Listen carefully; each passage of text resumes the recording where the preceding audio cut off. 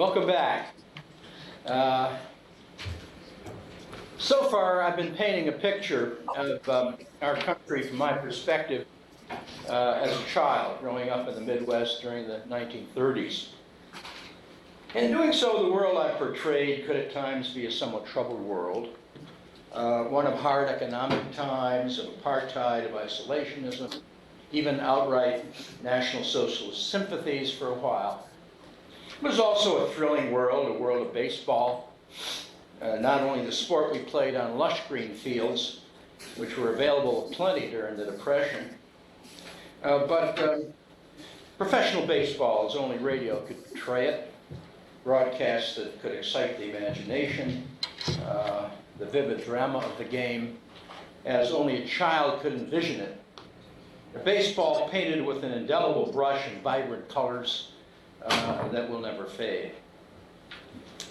But through it all, we were still a nation at peace. Today, war begins, and my childhood abruptly ends. So first Sunday in October, double feature time at the local movie theater. For some reason, I hadn't gone to the kids' matinee on Saturday, and my folks let me go on Sunday. Now, the problem in Cleveland is that about that time of year, rapidly approaching the shortest day of the year, it gets very cold and very windy and very dark early. So going to the theater at 1:30, 2 o'clock in the afternoon, figure double feature time.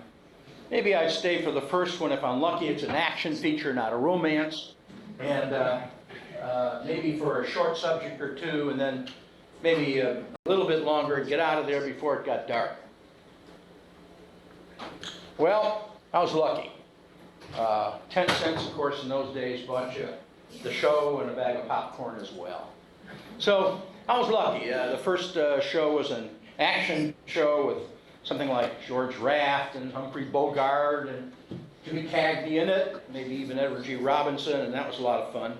And then John Nesbitt's Passing Parade, which I loved, a cartoon or two or something, and then a romance started. It wasn't half that bad, but about 10 minutes into the romance, I remember very vividly that an orange strip came across the screen.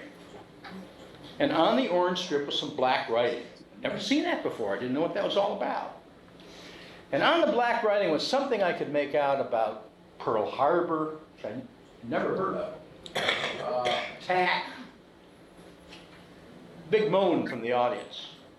All of a sudden, people started leaving. I had no idea why. Pretty soon, I was the only kid left in the theater. I was the only person left in the theater. It's eerie. I'm scared. I didn't want to stay there, so I started out. I went out into the cold, and now it was dark. It was snowing. It was a chill wind blowing in off Lake Erie. So I started running home through the snow.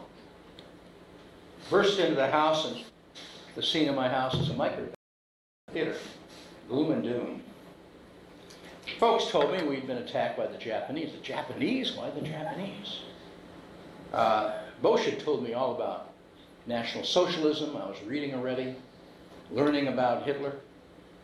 But about that, I knew more than most. Nothing at all about Japan. Nothing. In that, I was not terribly alone. I'm sure none of my friends did either. What we knew about Japan was sort of simple. We knew about the hardball softballs. You'd get these hardballs, you'd throw them, they were fine. But if they were made in Japan, the first time you hit one out to center field, the flap came off the top, the covering came off the top, and out came this Japanese writing. They were no good after that for anything. So we knew about the hardball softballs. We knew that the word made in Japan, the phrase made in Japan meant cheap. You go down to World Wars V and down, you get just about anything you want made in Japan, practically nothing. And we knew also about postcards, the cherry blossom postcards. Everybody in Cleveland that went to Washington, D.C. suddenly discovered that they had cherry blossoms in Washington, D.C. And they sent home the same postcard. You would get maybe one postcard, or you get a ream of postcards like that, all cherry blossoms. That's what we knew about Japan. Not much else. Oh yeah, They were the war cards. Now, sometimes when you would go down to the rapid stop, try to get baseball cards, they were out of them. Well, they'd try to sell you these war cards. Well, they did it once. They came in the same wax paper wrappers. They came in the same awful bubble gum that piled up in the corner of your room. But these were cards that were very bloody, very gory. Blood and gore all over the place. Lots of writing on the back. We soon stopped getting those things. Started buying balsa gliders or stuff like that when they were out of baseball cards. Well, I knew that we were on the side of England, but we weren't in a war. I'd even sent a letter to the Admiralty. I knew Churchill had taken over the Admiralty, and I sent a letter telling them he ought to use a hovercraft over the English Channel with magnets to try to pull up the mines. And believe it or not, I actually got an answer from the Admiralty which said something about taking my ideas under advisement. I had no idea what that meant. I wish I could dig up that letter. It was wonderful. But I know nothing about Japan. Why us? Well, you know, the pressure was lifting somewhat. War production was on. We were now furnishing war material to Britain. Roosevelt was dancing around the Neutrality Acts, often risking impeachment. But why us? Why Japan? I was eventually learned that this story started a long time ago. 70 years before I attended the theater that Sunday, Seonji Kimochi, who was the scion of a noble family in Japan, became the playmate of a young prince. He became the first Meiji Emperor of Japan, his playmate did, the young prince. In 1868, time of the Meiji Restoration. In March 1919, Seonji Kimochi, now a Genro, G-E-N-R-O, means a respected elder in a culture which revered age, headed the Japanese delegation to the Paris Peace Conference, become known as Versailles. He slipped quietly into an apartment on the Parc Monceau. No one noticed him.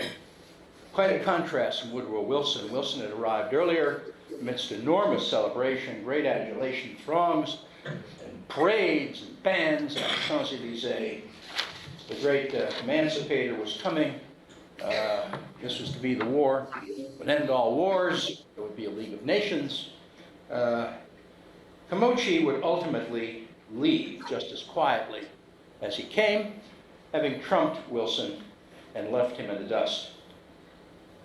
The fateful results for us, U.S.-Japanese relations, were extraordinary. To me, Versailles was a key turning point, and I will focus on that to a pretty great extent today. Well, let's skip back earlier to a little bit earlier time than the Meiji Restoration, 1868, 10 years earlier. Commodore Perry. Commodore Perry slipped into Japanese harbor, Tokyo Bay, with a fleet of black ships. Idea was to demand that Japan engage in trade with the West. It had been heretofore rather hidden, feudal society. The Tokugawa regime reigned in Japan. They were pretty much immunized from the rest of the world. The tectonic shifts in the social order that followed were extraordinary. They've been romanticized in Giacomo Puccini's Madame Butterfly, which I'm sure many of you have seen, Syrian drama Culture Shock, satirized in Gilbert Sullivan's Mikado, probably the most famous of their operettas. Perry had no idea of the forces he would unleash. A culture hidden for centuries, forced now out onto the geopolitical landscape of the Far East. David Andelman, in a marvelous book which I commend you all, and it's in the syllabus I handed out, called A Shattered Peace, called it a shock to the system, which would all but paralyze the Chinese and energize the Japanese. The word Meiji Restoration really is a euphemism. It was really a revolution, but a rather bloodless revolution, relatively bloodless. Reforming nobles would now transform the old Tokugawa regime into a new generation of Japanese, into a world power now capable of trading with the West, but capable of a lot else wresting control of vast regions of the mainland China and of the Pacific. And it would put an end to a policy called the open door, at least as far as Japan was concerned. This is very important. It's utterly impossible to understand our relationship with Japan that led to the Second World War without understanding the open door policy. Open door was essentially a policy that created of China the phenomenon of the Chinese being guests in their own house. It was an open door to anybody, any European nation that wanted to come into China to exercise a sphere of influence. So you had numbers of spheres of influences, like Liaotung to Russia, Guangzhou to France, Weihai to Britain, and Shantung to Germany became a major factor. Shantung was a province in China, about 60,000 square miles, full of resources, rich, great seaport. Also, the Dutch colonized Indonesia, Dutch East Indies, the French, of course, Indochina, Vietnam, Cambodia, Laos. Germany had not only Shantung, which became a major, major problem, but the Carolines, the Marshalls, and the Marianas, an island chain which we would learn to our misery later on when they were occupied by Japan, would be a major stumbling block to us in our war in the Pacific. And the regime developed Japan's new manifest destiny, New Monroe Doctrine for the Pacific, which would eventuate in another euphemism, the East Asia co-prosperity sphere during the Second World War. So Japan branched out with a new global perspective, and they looked to the West for that perspective. What are they going to model on? Well, they're going to model their navy on Great Britain, which had the greatest navy in the world. The sun never set, and the British Empire, 1/4 of the people in the world, at the time they looked out, were under British control at that time. And result of the British Navy. For army, well, they looked to Prussia, most powerful armed force, training ground possibly in the world. Now, for the United States, they looked for banking. Of course, that's long before too big to fail. But that's where they looked. In any event, the policy was likened by Andelman to a shark which must travel through waters to feed. Feudal islands were turned into a modern military and marketing colossus with mind-boggling efficiency and speed. They expanded exponentially. They became the most feared and despised nation in the Pacific. Many of those feelings have not been dispelled yet. Probably those of you that have been to the Pacific, been to Singapore, been to Hong Kong, been to Korea, other places in the Pacific, realize there's still that tremendous undercurrent of hatred for the Japanese, despite all that's transpired since. They sent their best and brightest abroad. They learned warfare.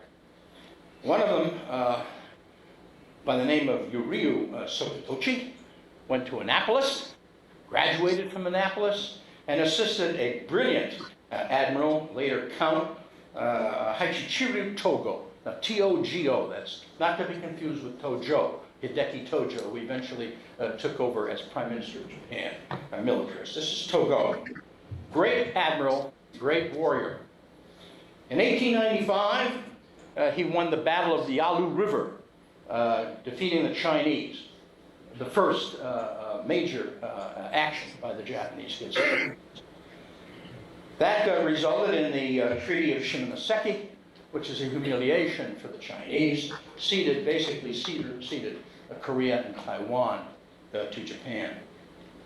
But interestingly enough, what happened there was that war really began with an attack by Togo on the Chinese fleet while it was at anchor in Taiwan. Sound reminiscent?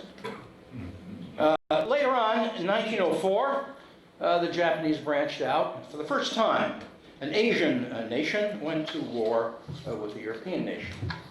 The Russo-Japanese War began at Port Arthur with an attack by the Japanese on the Russian fleet at anchor in Port Arthur. Reminiscent? My grandparents both fled the Tsar. They didn't want to go back into the army where they'd already served to get involved in Vladivostok and the Tsar's ridiculous war with the Japanese. That's how it came to be. They came to the United States by bribing the border guards. Well, that war was settled by Teddy Roosevelt, who interjected at that point as a great peacemaker, won the Nobel Peace Prize for it, had settlement negotiations in Portsmouth, signed the treaty aboard the a ship called the Mayflower, naval ship. And in that, the Tsar was humiliated militarily. Naval uprising resulted. It was put down, but there was already a weakness that would eventuate, of course, in 1917 in the Bolshevik Revolution. Russia ceded Korea to Japan, basically, withdrew from Manchuria, and agreed to transfer the southern portion of the Trans-Siberian Railroad to Japan, and the lower half of the Sakhalin Islands, which eventually, incidentally, at the end of the Second World War, when Russia belatedly came in, just before we dropped the bomb, as a quid pro quo, took back the Sakhalin Islands. But in that peace conference, Teddy Roosevelt angered the Japanese. Despite the fact that they'd gotten all of that, he'd stood in their way of rather mammoth reparations that they wanted, monetary reparations that they wanted from Russia. Now, for the first time, a suspicion begins to grow in Japan that perhaps the United States may be an obstacle to Japanese expansionism in the Pacific. That's 1904, 1905. And now comes World War I. The Japanese role in World War I is a fascinating role. It's an opportunistic role. They looked out over the vast area of the Pacific. They saw that Germany was all wrapped up, both on the eastern front at that time with Russia, before the revolution, and on the western front, of course, with Britain and France. And they said, well, Russia's got this great province of Kwantung. They've got these great islands, the Marshalls, the Marianas, the Carolines. You know what we're going to do? We're going to declare on the side of the Allies. No great idealism there. And they did. And they helped. They helped. They sent destroyers and other naval ships into the Mediterranean, which enabled the British to relieve their fleet there for duty elsewhere. They were a significant factor in that war. Chinese were Johnny-come-latelys. They came in very toward the end of the war. They contributed some coolies to dig trenches in France, but a very different role than Japan. The farther back we look, the farther forward we see, said Winston Churchill. Very clear that the very same strategy of attacking islands, attacking possessions, when European powers were weak, happened in the Second World War as well. When there was a blitzkrieg in France, England, and Holland. So we come to Versailles, this critical point in the history of U.S.-Japanese relations. Kimochi's team, well, he had a fellow, it was the A team. You know, I heard Tiger Woods talk about bringing his A game. This guy brought his A team. He brought Suzemi Chinda, who was the ambassador to England. He brought Nabuki Makino, who was the ambassador to France and Britain.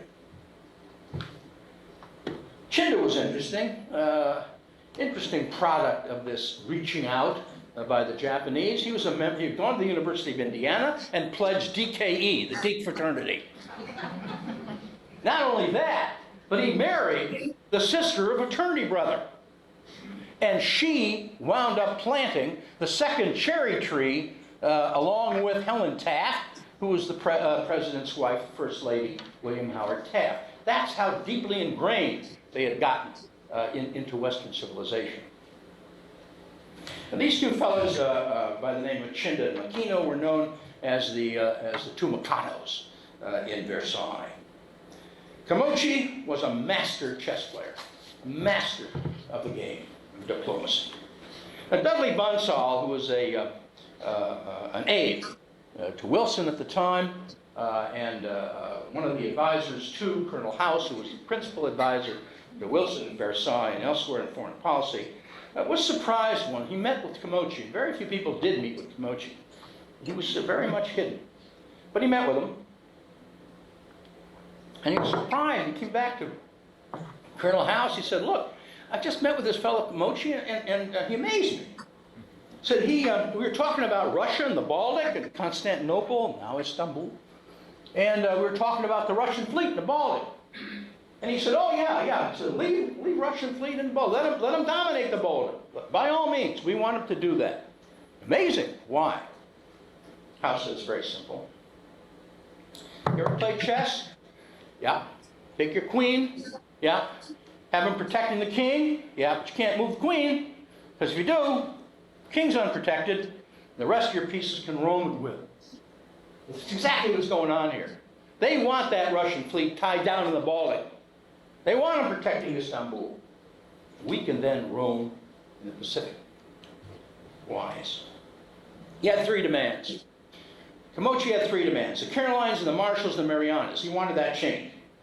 Same thing they'd taken from Germany, basically occupied when they were in the First World War. He wanted Shantung, that province. And he wanted something else. Racial equality plank in the League of Nations platform. Why? Everything we've talked about in Japan so far has been very opportunistic, materialistic. This is a racial equality plank. The sons and daughters of the Golden West out in California had been terribly hostile, and other groups, similar groups to the Japanese immigration here. There were statutes passed, land statutes, all kinds of other statutes. There was something called the Yellow Peril. Eventually, all of that resulted, of course, after the attack in Pearl Harbor and the internment of the Nisai in California. Anti-Asian legislation. There was even talk of people in Louisiana bringing in Japanese labor, basically in Louisiana, like the slave labor before the Civil War. They were proud people.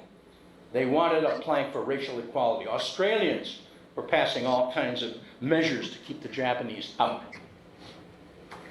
There were 5 inviting powers to that conference: Japan, Britain, Italy, France, and the United States. That's a pretty powerful company they're keeping. Japan had now moved up into the top group. And at one point, Italy dropped out in a battle over a little place called Fiume on the Dalmatian coast. Believe it or not, the Orlando government practically collapsed over a battle over a little port on the Adriatic coast. So as a result of that, Wilson was now in a situation which is very, very weak. He had really 4 powers left. He was afraid if Japan dropped out, the whole structure would collapse. China was opposing these demands, of course, and they were represented by a very able fellow named Wellington Koo, graduate of Columbia, excellent debater at Columbia, very articulate, eloquent guy, eloquent spokesman for the Chinese. But he said to Wilson, the Japanese in Shantung were butchers in occupying us. This is a life and death struggle for the Chinese. Wilson realized it, but he was outclassed. He was an idealist. He was the son of a Presbyterian minister. He said, no, the League will protect China. It was utopian, unrealistic. He was no match in this Machiavellian political arena that became Versailles. Kimochi played to Wilson's weakness, desire for the League. And finally, when all seemed to be ready to collapse completely, after Japan was threatening to withdraw, much to Wilson's relief, Kimochi came up with a compromise. The compromise is, well, we'll keep the islands, Marianas, the Carolines, and the Marshalls, much to the misery of the United States years later in the Second World War. But with regard to Shantung, well, we will eventually withdraw our troops from Shantung, and they did eventually. We want control of the port of Tsunga, the railways, we want control of the mines, other economic banking controls we want, and we will withdraw our troops at a future date. And finally, we'll give up this much desired racial equality plank in the League platform. Wilson accepted it, but he couldn't sleep. He was relieved, but he couldn't sleep. He realized this is a major mistake with regard to China, but he couldn't withdraw. Coup told him it was a tragic mistake. His faith in Wilson and the League was misplaced. Wilson had feet of clay.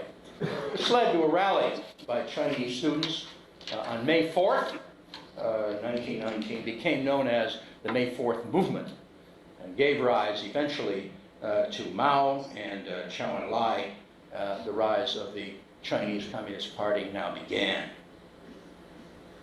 The Republicans called it the rape of Kwantung, arguing in the Senate that we should not join the League, that Wilson had basically compromised China, and Wilson was failing in health, went out on the hustings to speak in favor of the League, and finally at one point was speaking and became incoherent. His last words, really coherent words at that point, were, I believe, and he fell into sort of a stupor. From that point on, his presidency was essentially run by his wife and his doctor. Believe it or not, Kimochi came back to Japan and apologized to the emperor, his friend, playmate. I didn't get you the racial platform, and he was apologetic for that. But he had won an enormous victory. More important even than the victory he has won is this. A major demarcation line had now been passed in U.S.-Japanese relations, because the Japanese now realized for sure that the United States was the principal impediment to their hegemony in the Pacific. Now, United States government would be a policy toward Japan would be governed by something called the Stimson Doctrine. Henry L. Stimson was a survivor, amazing diplomat in a way, really stodgy in many ways, member of the upper crust, basically to the manor born. Served in the administration of William Howard Taft, served in the Coolidge administration, served in the Hoover administration, staunch Republican, appointed by FDR in 1940 as Secretary of War in a remarkable, brilliant move where he brought Knox in as Secretary of the Navy, both Republican, and Stimson to get Joyner on foreign policy. The Stimson Doctrine essentially was this: protect the open door, but do not recognize any designs on China, any taking territory in China by Japan that is not taken without China consent. But essentially, it was intended to maintain sort of that open door situation, other powers. And we were guided by that policy for a long time. Now, back in 1914, the right wing in Japan, then called the Black Dragon Society, had imposed 21 demands on China. China was weak. They wanted the railways, the banks, the mining, Shantung, South Manchuria, Eastern Mongolia, political, financial, and military domination. And China had acceded to a great deal of this.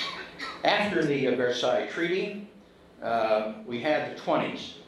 There were a series of naval disarmament conferences starting in 1922 under Harding, going on throughout the 20s, which were really became known as the Washington System in an attempt to limit armaments. They became more of a state of mind. One of the things that they were bent on doing was integrating China into the economic community of nations. And oddly enough, they were succeeding. It was working. Chiang was beginning to establish a government in Peking after all these feuding warlords and so forth had been dominating Japan before. Chiang was beginning to make some inroads, although he was already having major trouble with the communists. But at that time, the Japan right wing realized that they had to react. They had to react, and they had to react before 1931. By 1931, it would be too late to move on China, because things were taking hold too well. They feared the end of Japanese hegemony in China. And so there followed a series of assassinations. Finally, Prime Minister Hamaguchi, who was an international-minded prime minister, was assassinated. There was a cherry blossom society, or right-wing society coup that was foiled in 1930. Now, but the Japanese Kwantung Army, which is a right-wing militarist group stationed in Manchuria, now went out on their own. What they did was they sabotaged the railway yards at Mukden. They used that, almost like the Reichstag fire, as an excuse to occupy all of Manchuria. And we're talking about Manchuria. We're talking about an area the size of California, Washington, Oregon, and a chunk of Idaho. It's enormous. But they used it as an excuse to invade all of the rest of Manchuria and take it over. Immense resources, immense land to be settled. And they in fact did settle 250,000 farmers, 500,000 people altogether in Manchuria. What did the world do? Well, the League of Nations made a lot of noise, did nothing. The world did nothing. The framework was collapsing at the League of Nations, just as China was becoming a more self-conscious participant in the League. The puppet regime the Japanese now set up was called Manchukuo. They installed their own emperor. Passivity of the League, just like the passivity of the League in Europe, as Hitler began his machinations there, very carefully noted by the Japanese. Power, of course, abhors a vacuum. Japan now ordered total mobilization. They abrogated the Washington Conference of Disarmament treaties, and they entered into something called the Anti-Comintern Pact with Hitler and Mussolini, basically to forestall communism in Russia. In 1936, for the first time, Japan adopted a policy which specifically named the United States, a defense policy which named the United States. 1937, realizing that no one had done anything really stop them or to stop Hitler in Europe, they invaded China, bombed Shanghai, killed 250,000 civilians. The amphibious forces of Japan out of Formosa, now Taiwan, invaded the mainland, and they went up the Yangtze River, got to Nanking, and of course, everyone's heard of the rape of Nanking. Unrestrained troops, the war cards that we used to get at the rapid station, that's what they were showing us, the rape of Nanking. Japanese troops ran amok, raping and pillaging and killing for over 6 months, totally unrestrained. Chiang Kai-shek abandoned Nanking, which was then the capital, moved all the way up inland, far away to Chongqing. The United States gave moral support, but we were bogged down.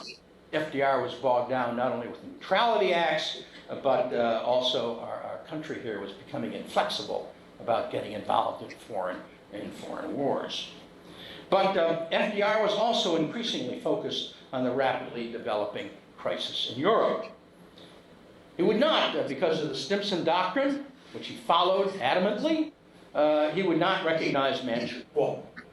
And the Japanese now, of course, had this major vested interest in Manchuria. 500,000 citizens, 250,000 of them farmers, resources, goods coming in. William Bullitt, who was ambassador at the time in the United States, said we had large emotional interests in China, small economic interest, and no vital interest in talking about the Stimson Doctrine. But FDR abrogated our 1911 trade treaty we had with Japan and now began to impose sanctions. Things began to move rather in quid pro quos, moves, measures, countermeasures. David Kennedy, who wrote a marvelous book called Freedom of Fear, it's in the syllabus, commend that to all of you, Pulitzer Prize winner. He concluded that FDR's failure and inattentiveness to Asia matters were a major, major tragic mistake. A little of appeasement would have brought great rewards, but his focus was on Europe. It brings to mind a story about a parochial school cafeteria line where the nuns had put a sign on a big bowl of beautiful red apples that said, "Take only one, God is watching." Got to the end of the line, the class joker, it's a big bowl of cookies. The class joker had put another sign on that one, said, take all you want, God's watching the apples. Here was FDR. His eye was on Europe. Our eyes were on Europe. Things were happening in the Pacific. He was trying to handle them by a measure, countermeasure kind of thing. Got beyond them. Hideki Tojo began to emerge. Militarist, Greek family, military hero in Japan, but now he began to get into the government. And a number of governments fell, and a number of assassinations took place. The right wing began to move to the top of Japan. Well, FDR banned the export of scrap metal. Tojo now countered with the Tripartite Pact with Hitler and Mussolini. Basically, it was a non-aggression pact. Each pledged that if the other were attacked, they would come to their defense. FDR countered with two things. He allowed Claire Chennault and the Flying Tigers sign their commissions and go to help Chiang Kai-shek. Also began to help the British build the Burma Road in order to relieve Chiang Kai-shek by getting supplies in. And then FDR added copper, brass, pig iron, various other things monthly to the sanctions. Oil was not banned. Oil was a critical factor in Japanese expansion. They were looking for oil.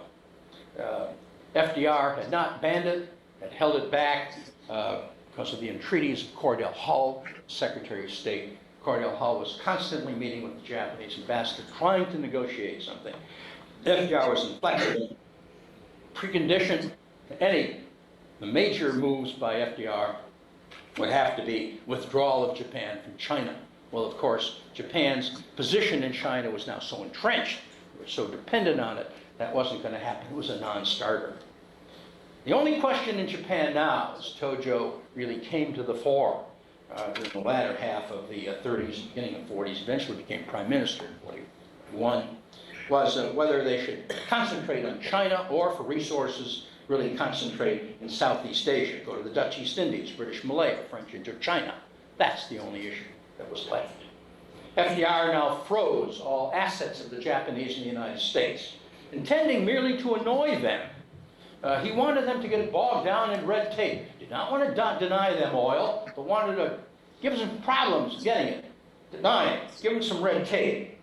But he left Dean Acheson in charge of that policy when he, Roosevelt, went to South America. Good neighbor policy.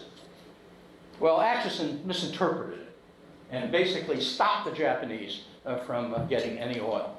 By the time Roosevelt came back, he realized a major line had been crossed, a major mistake had been made, but to change policy now would be to shift course and lose face. That you can't do negotiating with a nation like Japan. So in September 1941, Tojo, realizing that war was inevitable, presented guidelines to the emperor, Hirohito. Preconditions for peace: the United States must not aid China. They must have no bases in Thailand, the Dutch East Indies, anyplace else there, and must restore all trade relations with Japan, no embargoes. Of course, those were non-starters.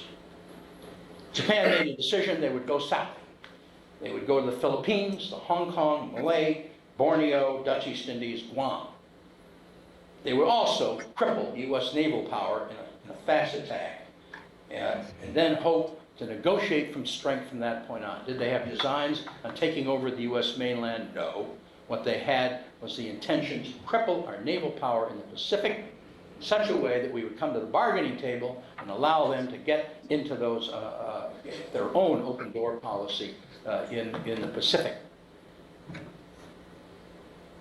That, argued Tojo to the emperor, was better than stagnation, strangulation, and subjugation like China.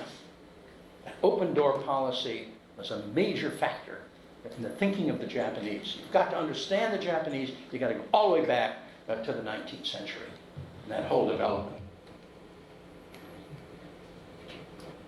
The United States broke the code. wrote the Japanese code, November. Realized in November the troop transports were already steaming south from Japan. David Kennedy pointed out that under no circumstances can one argue that Roosevelt knew that the Japanese would attack Pearl Harbor. He would not risk the entire United States fleet, said Kennedy, as a casus belli, as a reason for war against the Japanese. But we did know that their fleet was moving south, of course, south into the Philippines. FDR took a last stab, personal message to the Emperor on the night before that Sunday matinee at my local movie theater. The last reply to Cordell Hull came through. No further hope of a diplomatic discussion.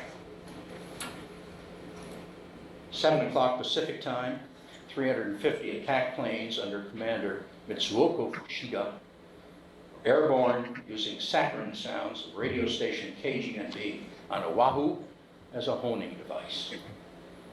Japanese simultaneously struck Malaysia, Hong Kong, the Philippines, Wake, and Midway. As they did so, my days as a kid were suddenly about to come to an abrupt end. Japan I'd known, Japan of hardball, softballs, cheap merchandise, made in Japan, cherry blossoms and postcards, is now gone. Japanese of the bloody war cards was the Japan I would know for the next 4 years. A Japan of atrocities too great to even contemplate. Darkness would soon descend on the Pacific, just as the darkness of the night soon enveloped my little neighborhood movie house as I emerged late that snowy Sunday afternoon into a chill wind and a nation at war as December in Cleveland was rapidly approaching the winter solstice. Thank you.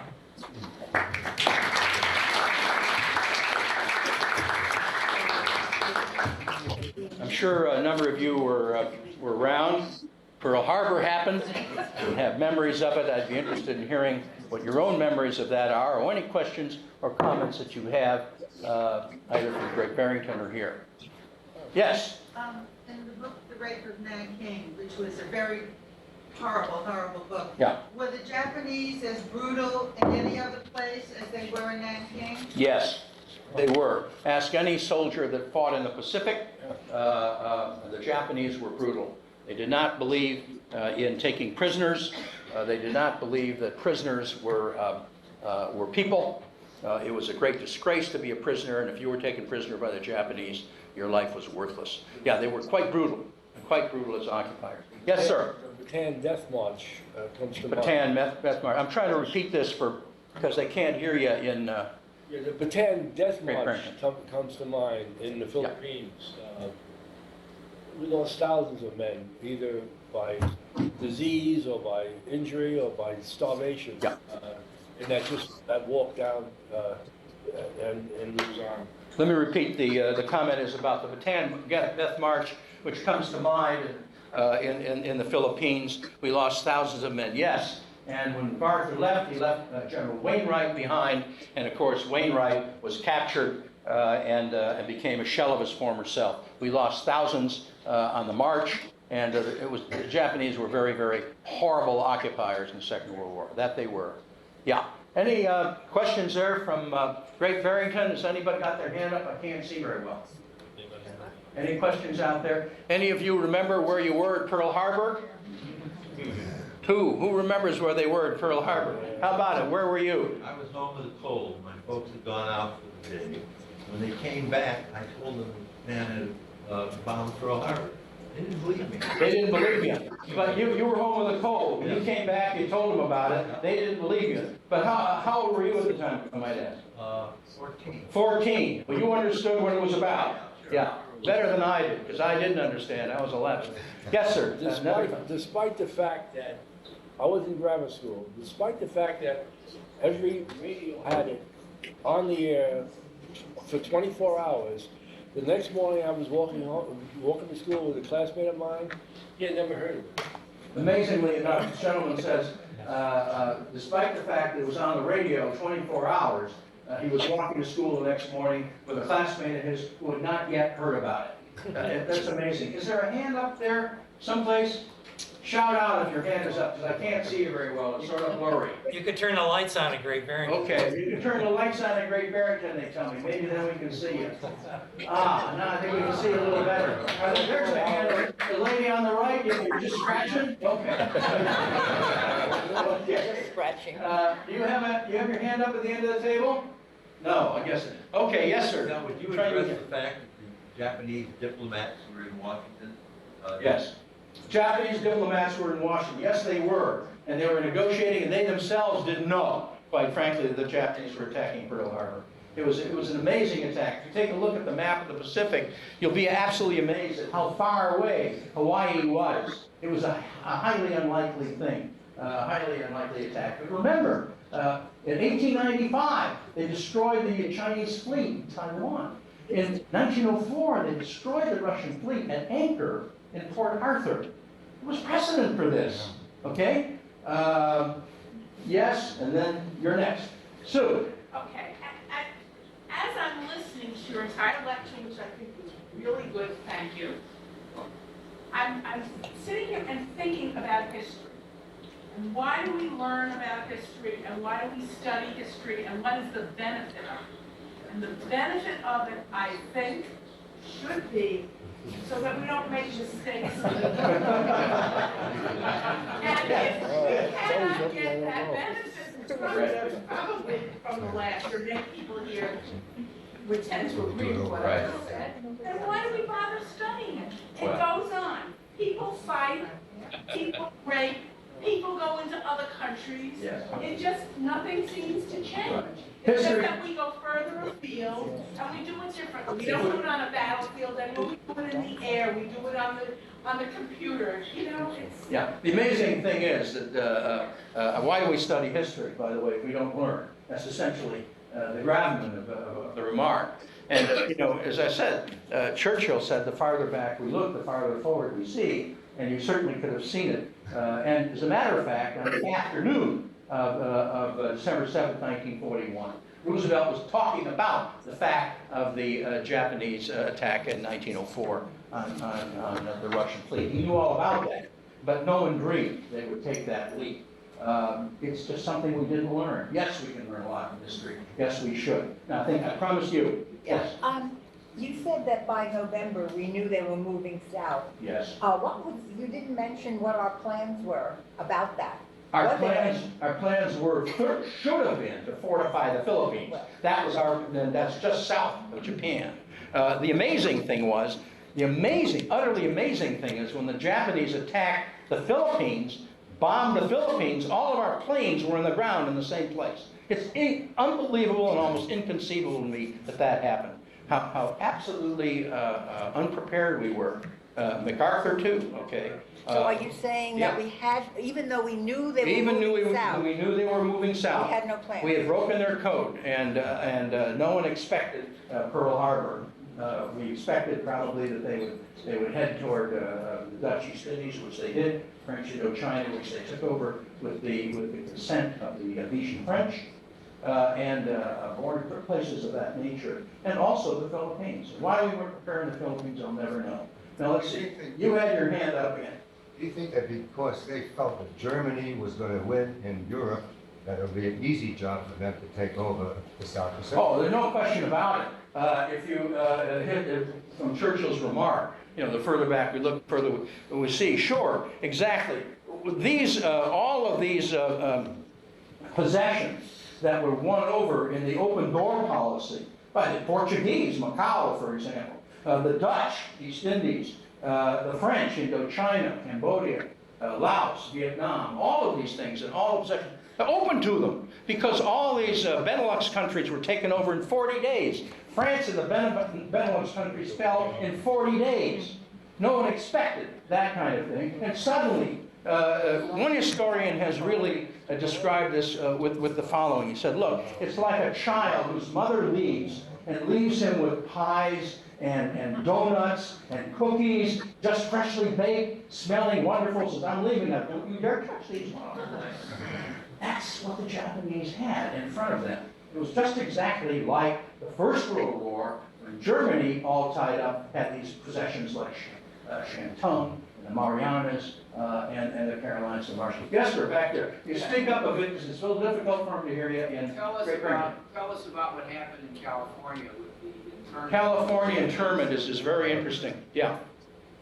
California had a history of this. The sons and daughters of the Golden West were a highly vociferous, very active, highly nationalistic group, and very racist group out in California.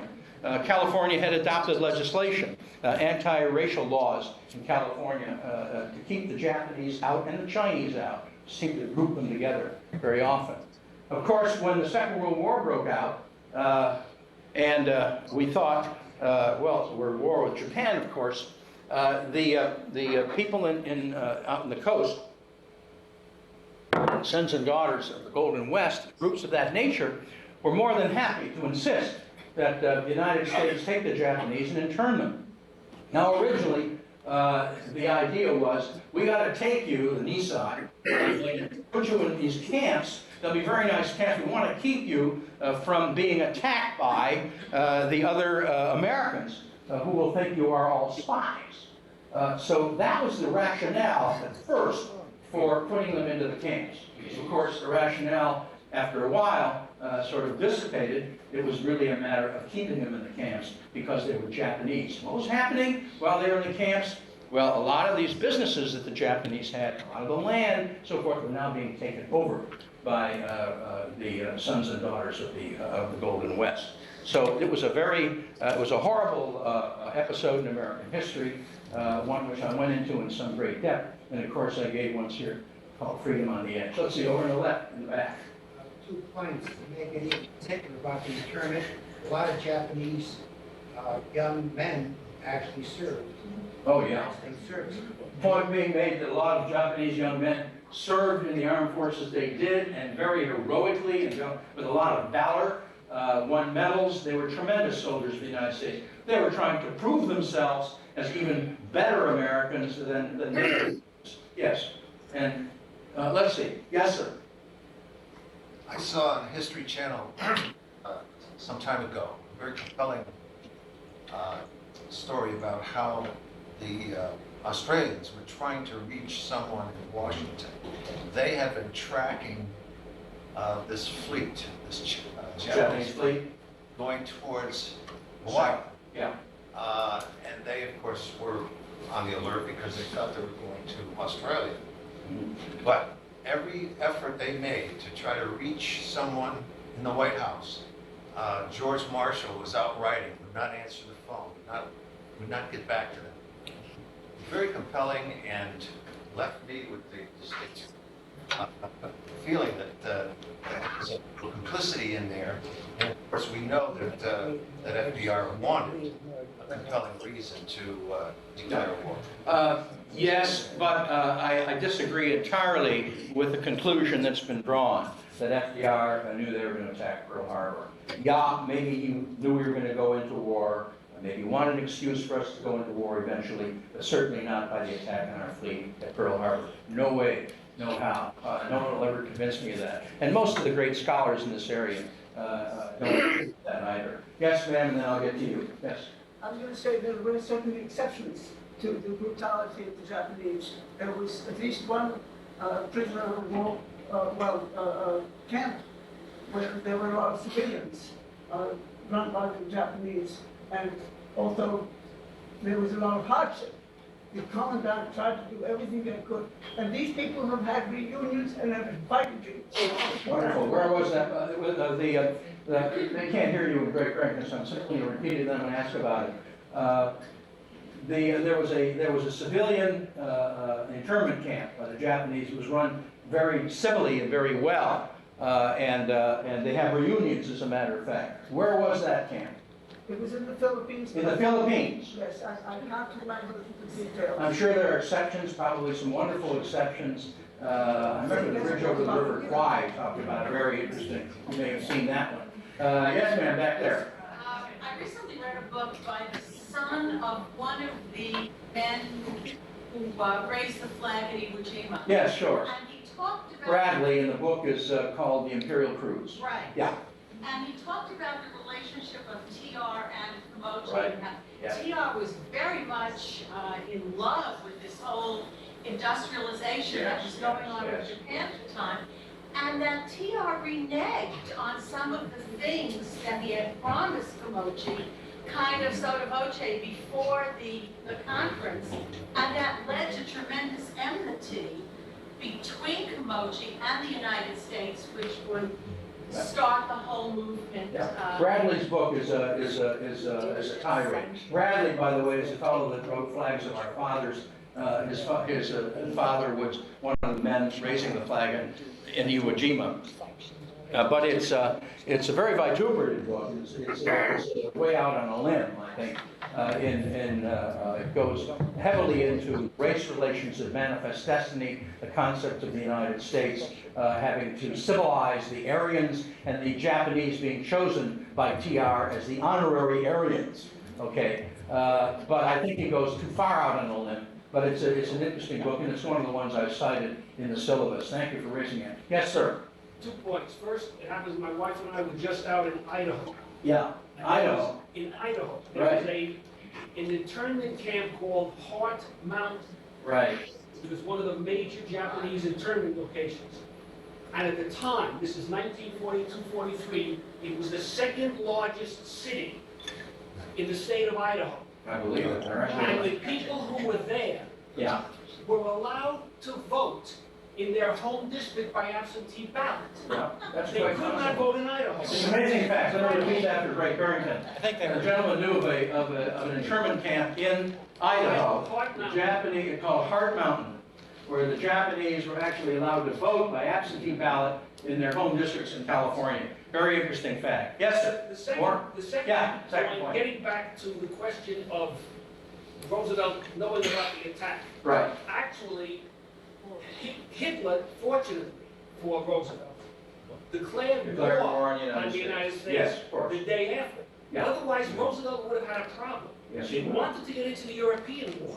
The Japanese attack, had Hitler not declared war on us, Right. would have forced Roosevelt to deal with the Pacific War, which he didn't want to do. Exactly. So he didn't want an attack by the Japanese because it was going to create an imbalance. The point is that Hitler did us a favor, in a sense, by declaring war on the United States 2 days after Pearl Harbor, which he did, much to the chagrin of his general staff.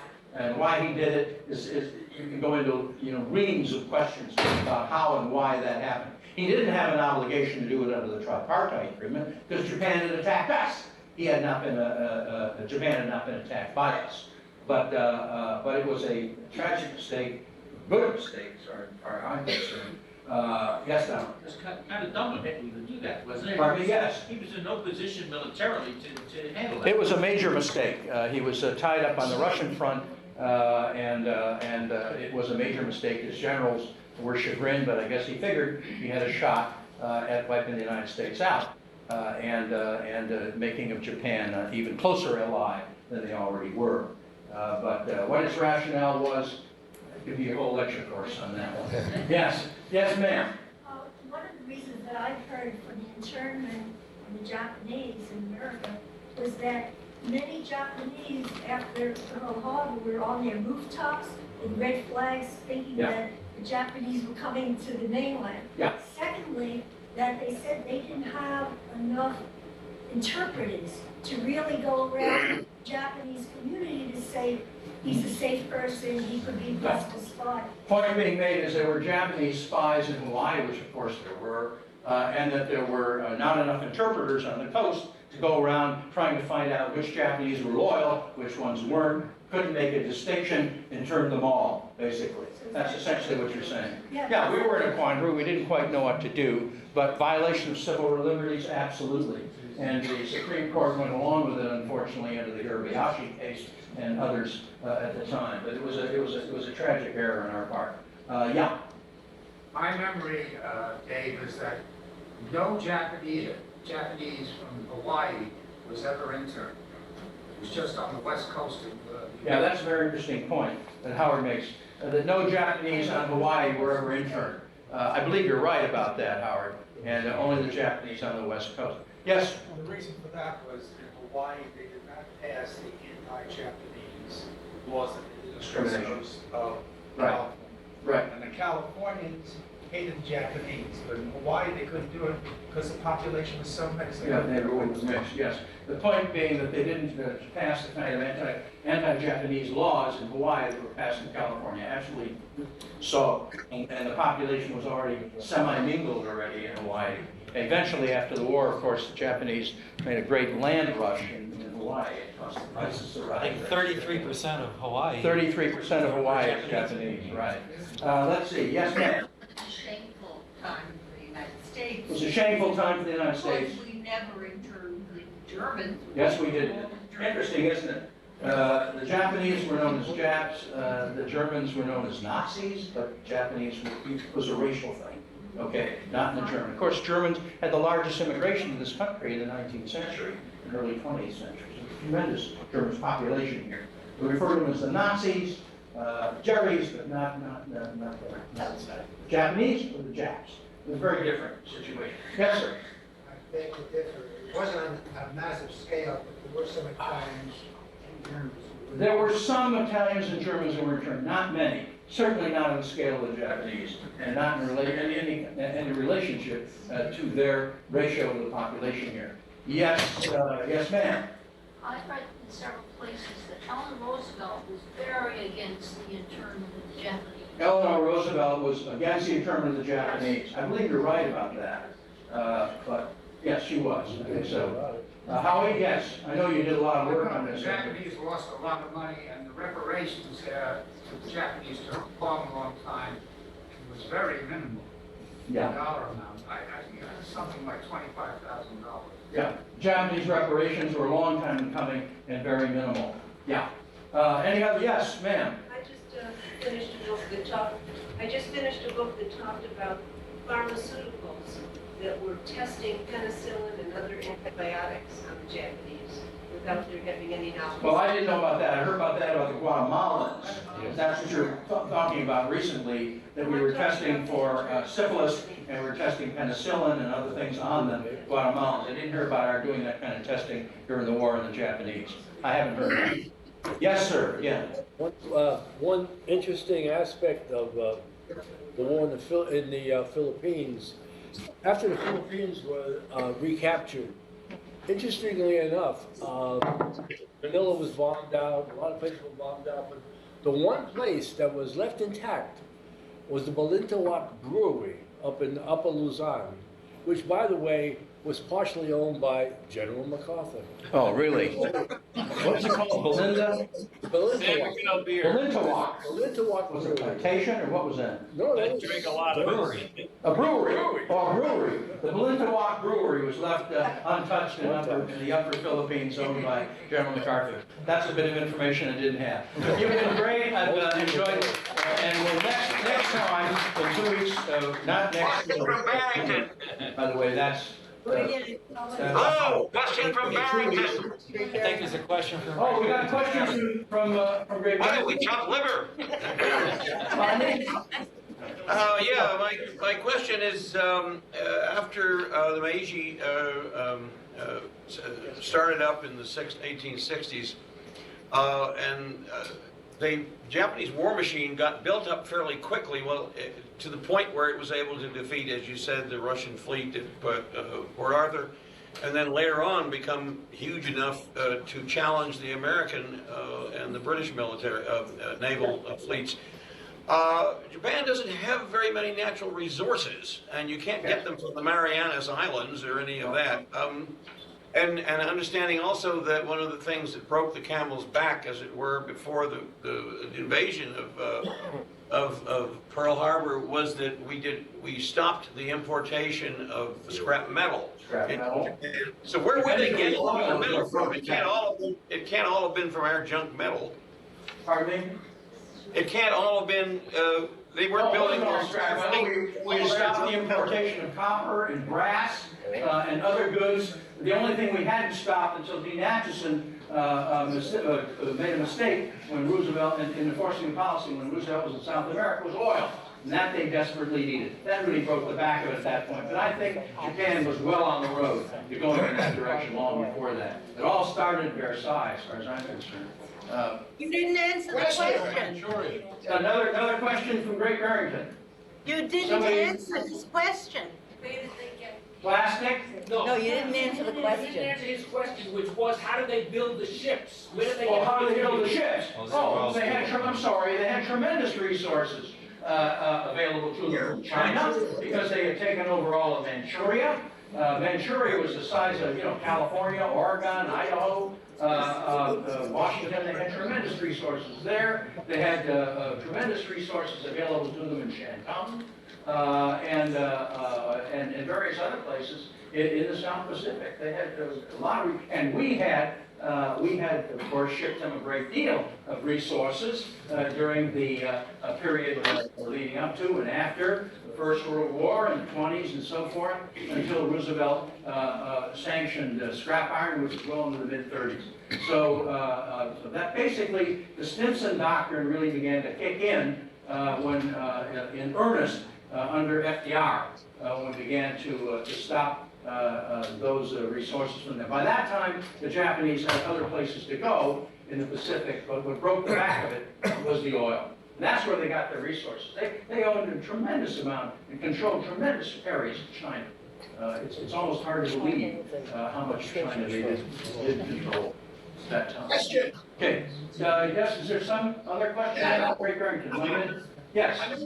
I'm interested in two impact questions. One is the court-martial of Billy Mitchell, and the other one is the baseball players they sent over to Japan in the middle 30s for the purpose of indicating where the construction or where the heavy industry was, and all the information that was finally given to General Doolittle on his first bombing of Tokyo.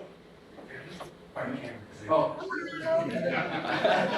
You got me. There were baseball players who went to Japan as spies, is that basically? Yes. I didn't know anything about that. That's a wonderful story. You ought to tell it to us next time. I'll have to look that one up. Mo Berg Mo Berg was one of them? in Tokyo. That sounds like a great story. From the hotel. Wonderful. I've heard of Mo Berg. And what was the first name? Court martial. Oh, the court martial of Billy Mitchell. Well, of course, that was, the question of air power versus sea power. That was, yes. I just have to tell you that your questions are so wonderful. Thank you. No way would I ever watch 4 hours of Ken Burns the other day on his baseball series. Oh, great. Because I know nothing about it, but you instill something. Fantastic. You're all hitting on the right now. Great. Next time, we're going to get into the middle of the war. We're going to deal with the beachhead, behind the beaches of Normandy. But it'll be 2 weeks from today, because next week is a holiday. Great to see you. See you all next week.